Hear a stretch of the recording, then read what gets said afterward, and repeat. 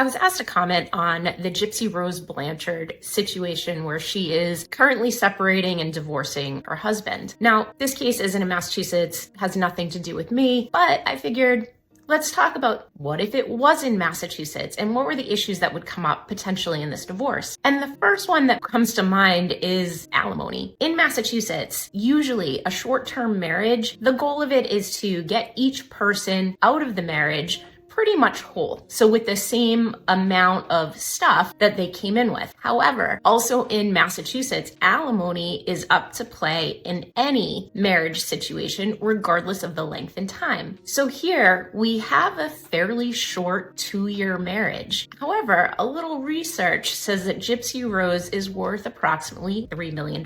Now, these two met while she was in prison. And without doing more research, I don't know when she accumulated this wealth. I don't know if it was more recent, if it was prior to the marriage, but this is something that would likely come up because the majority of the marriage, she was in prison. They only, to my understanding, lived together for about 2.5, 3 months. The factor of what is the marital standard of living would be, was she supporting him regardless of whether they were living together or not? And should he be eligible for any sort of support or property division? So that's definitely an issue I'd be looking into. Don't know the laws there, and it would not come into play in Massachusetts